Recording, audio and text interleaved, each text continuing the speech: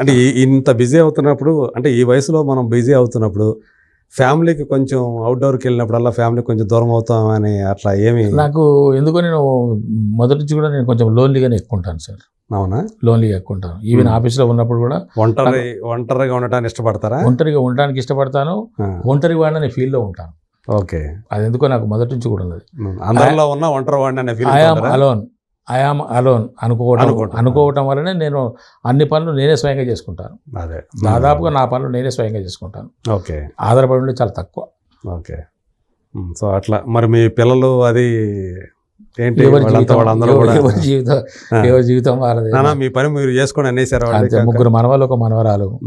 మనం పెద్ద మనవాడు బీటెక్ చేస్తున్నాడు, రెండో మనవాడు ఇంటర్మీడియట్ ఫస్ట్ ఇయర్, మూడో మనవాడు 10th క్లాసు, అమ్మాయి 7th క్లాసు. ఎవరి జీవితం ఇద్దరు మాకు పిల్లలు సార్. అయిపోయినాయి. All are happy, I'm happy. ఇప్పుడు మీరు అంటే మీకు టైం దొరికినప్పుడల్లా ఆ పిల్లలతో గడుపుతుంటారా లేకపోతే? సార్ పిల్లలు ఎక్కడ సార్, ఎవరింట్లో వాళ్ళు ఉంటారు, వాళ్ళు వేరే చోట ఉంటారు. ఓకే. మేము ఇద్దరేమే ఉంటాం అంతే.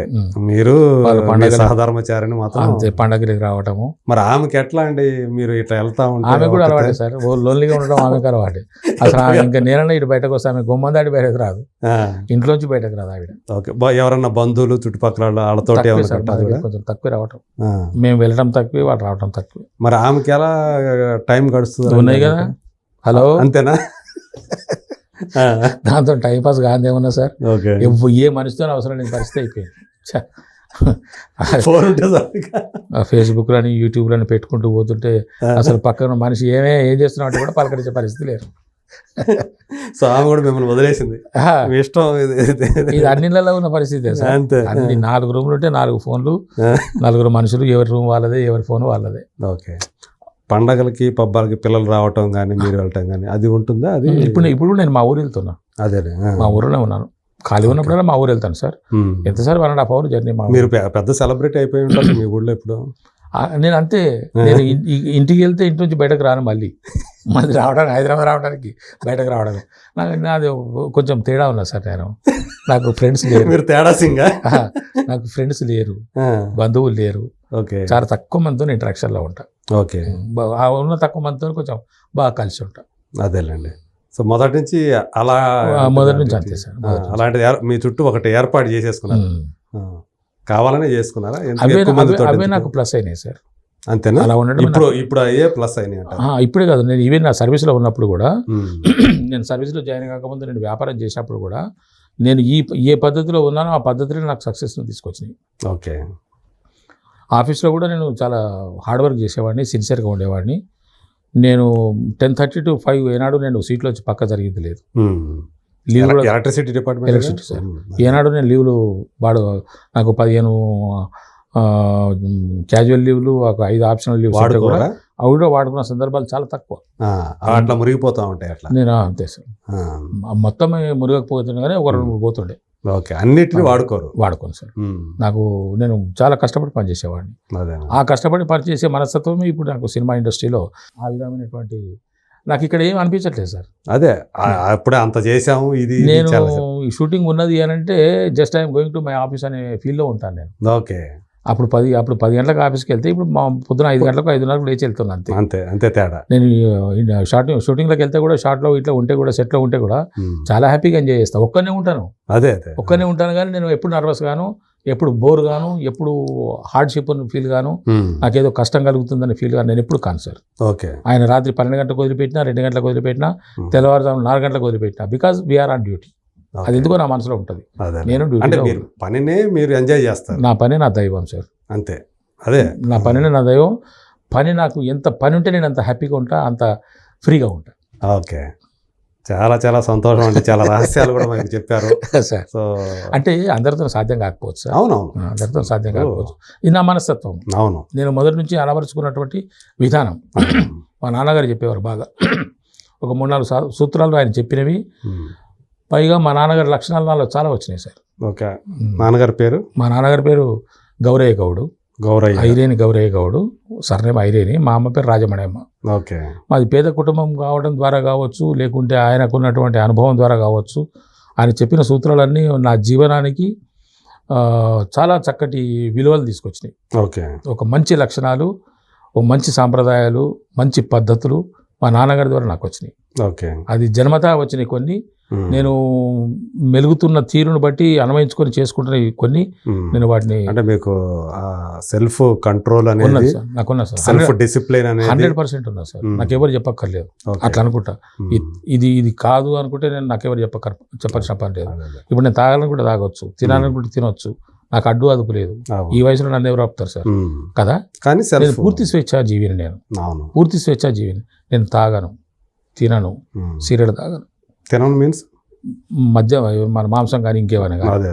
ఇప్పుడు కడుపు నిండా తినటము, ఏది పడితే అది తినటము, దొరికిందల్లా తినటము, ఇవన్నీ తినాలనుకుంటే మేము చూసినప్పుడు మీ రూపం చూసినప్పుడు ఈయన బాగా తింటారేమో. తింటారు కాదు, తాగుతారని కూడా భోజన ప్రియుడం బాగా అని చెప్పేసి అనుకుంటారు సార్. తాగుతారని కూడా అనుకుంటారు. మా ఆఫీసులో నన్ను ఎన్నోసార్లు టెస్ట్ చేశారు. నేను మధ్యాహ్నం ఇంటికి వెళ్ళి భోజనం చేసేసి శుభ్రంగా పడుకొని వచ్చేవాడిని ఆఫీస్కి. పడుకొని వచ్చిన మనిషి కొంచెం తేడాగా కనపడతాయి.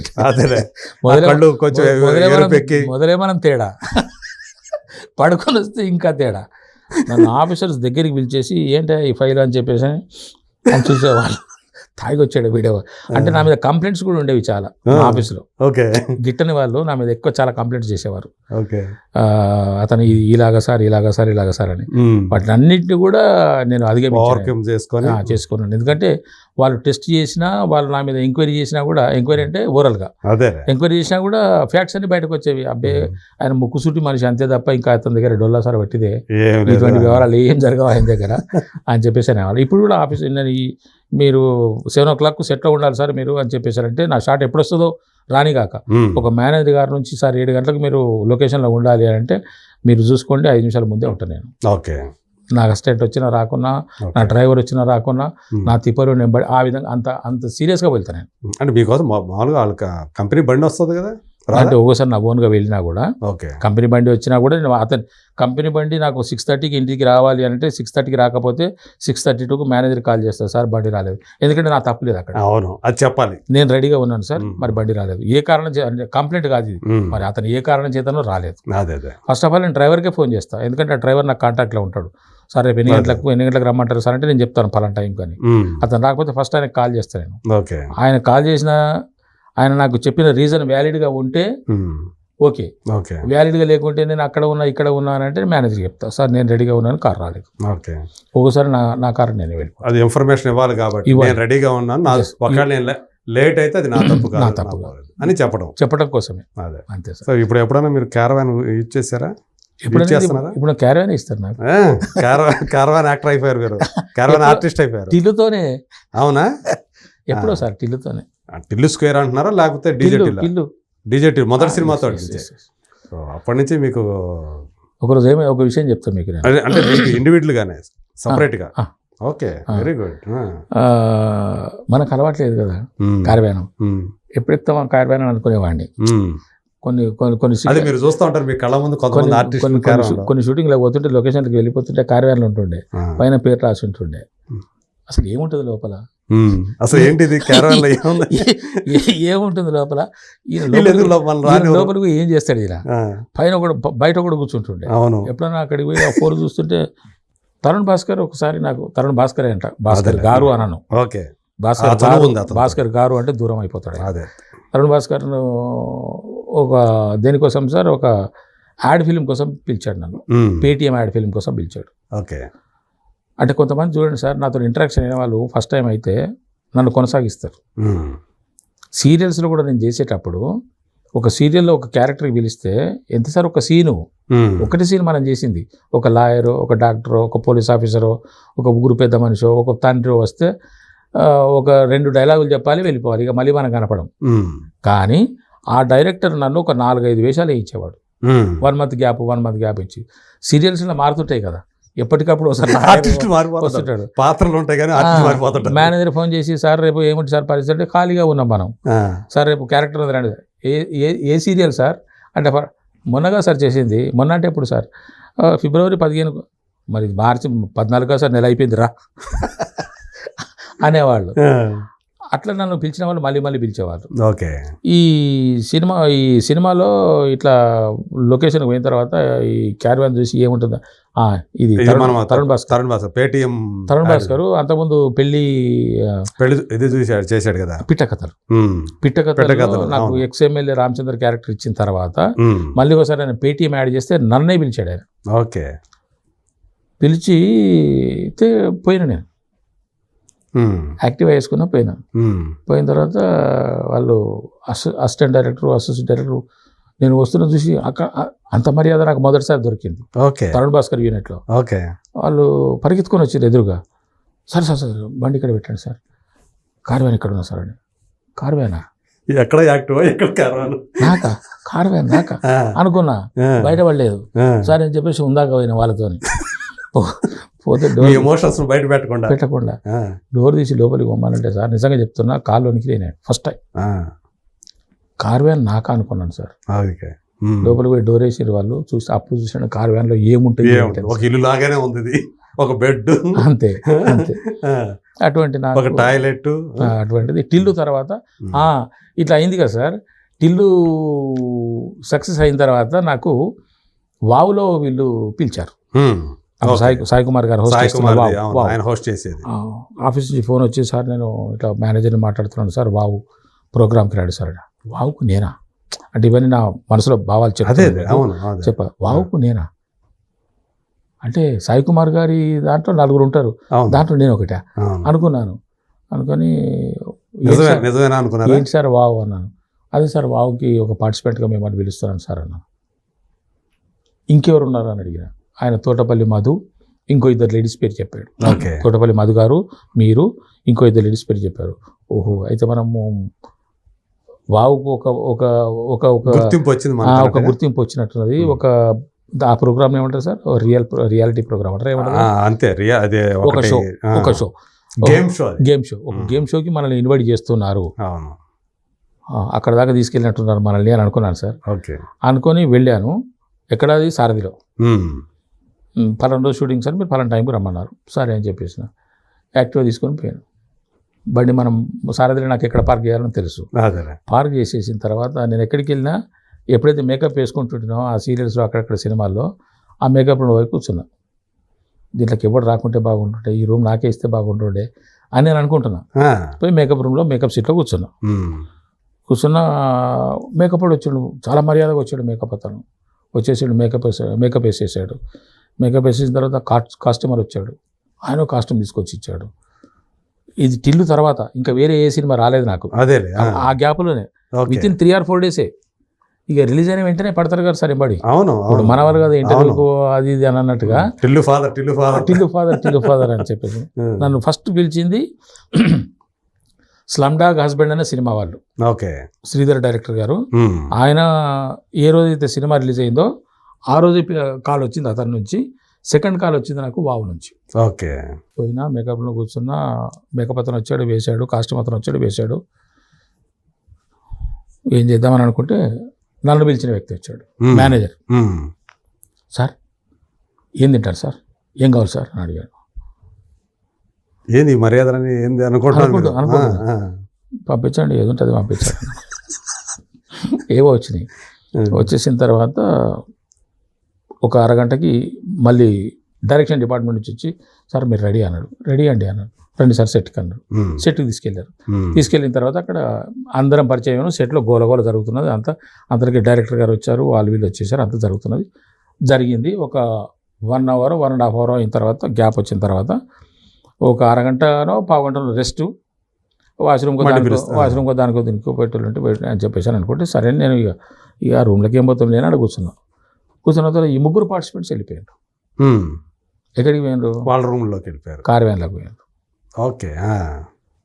కార్ వ్యాన్ కార్ వ్యాన్లోకి పోయారు.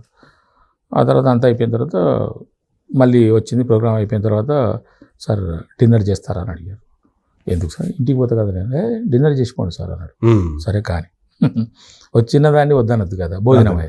సరే కానీ అన్న తర్వాత నేను చిన్న ఒక మాట అడిగిన మేనేజర్ని. సార్ అందరికీ మీరు క్యారవాన్లు ఇచ్చారా సార్ అని అడిగిన. మీది కూడా ఉంది కదా సార్, మీరే రాలేదు కదా దాంట్లోకి. అది అట్లే ఉంది సార్ ఖాళీగా అన్నాడు ఆయన. అంటే అప్పటికే నాకు క్యారవాన్ అలాట్ చేశారు. కానీ చెప్పలేదుగా మీకు. అంటే పోతాను అనుకున్నారు వాళ్ళు. క్యారవాన్ దాని పేరు గీరు ఉంటుంది కదా. మురళీధర్ గారు కారులో రావడము, అక్కడికి రావడము, రాగానే క్యారవాన్ చూసుకుంటారు, ఎవరి క్యారవాన్లకు వాళ్ళు వెళ్ళిపోతారు కదా అని వాళ్ళు అనుకున్నారా. ఓకే. ఇంకా అతనేమనుకున్నాడంటే అతనికి ఇష్టం లేదేమో ఇక్కడే కూర్చుంటాడేమో అని ఆయన అనుకున్నాడు. ఓకే. అట్లా నాకు తెలియకుండానే కార్యవాన్ ఏర్పాటు జరిగిపోయింది. కానీ మీరే వెళ్ళలేదు. నేను వెళ్ళలేదు సార్. ఓకే. ఇంకా ఆ తర్వాత మామూలుగా సినిమా షూటింగ్లకు, ఆ తర్వాత సార్ షూటింగ్లకు ఏ షూటింగ్కి వెళ్ళినా కూడా వాళ్ళు నన్ను సార్ మీరు దీంట్లోకి వెళ్ళిపోవచ్చు సార్ అని, చిన్నదో పెద్దదో మొత్తానికి నాకు ఒక్కరికి సపరేట్గా ఇస్తున్నారు. ఓకే. సో మొత్తానికి అంటే ఏముంటుందో ఆ క్యారవాన్ అనుకునే స్టేజ్ నుంచి ఆ క్యారవాన్ ఎందుకు క్యారవాన్ ఇక్కడ కూర్చుందాంలే అని అనుకునే పరిస్థితి. నాకు బయట కూర్చోవడం ఇష్టం సార్, కానీ కొన్ని సందర్భాల్లో అక్కడ కూర్చుంటే ఒక మర్యాద ఉంటుంది. ఇప్పుడు సందర్భాన్ని బట్టి నాకు ప్రకృతిలో ఉండడం ఇష్టం. అవునా?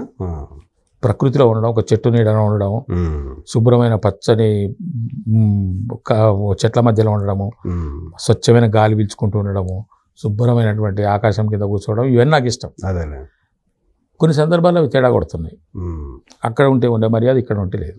ఓకే. దానికోసమని అక్కడికి పోవాల్సి వస్తుంది. ఓకే.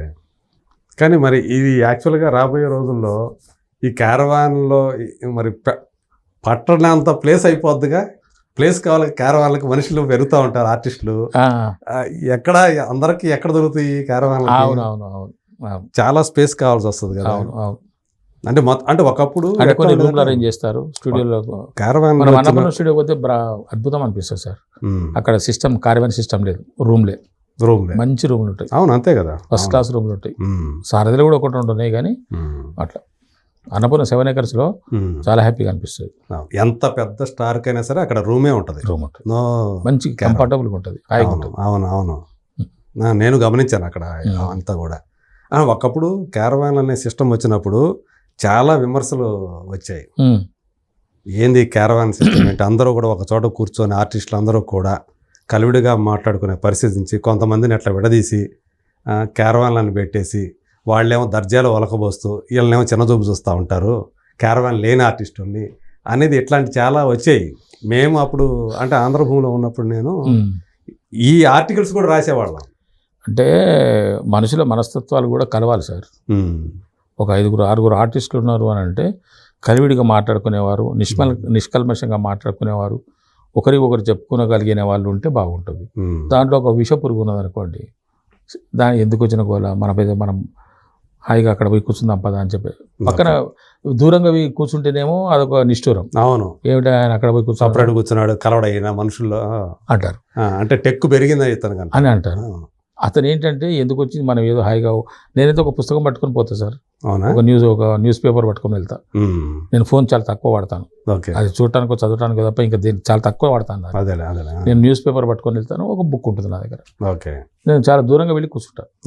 ఈ క్యారవాన్లో కూర్చోవడం నాకు ఇష్టం ఉండదు, కానీ తప్పదు. క్యారవాన్లో ఉంటేనే గౌరవం, మర్యాద. అదే ఇప్పుడు ప్రస్తుతం ఉన్నటువంటి పరిస్థితుల దృష్ట్యా సో అక్కడ ఉంటే మన గౌరవం మనం ఉన్నట్టు ఉంటుంది చెప్పేసి. ఈ రోజు మనం ఎందుకంటే నేను కూర్చుంటాను, రేపు అది ఎక్కువచ్చు. అంతేగా. అవును, ఆయనకి ఇష్టం ఉండదండి ఇక్కడ కూర్చుంటాడు అనుకోవచ్చు.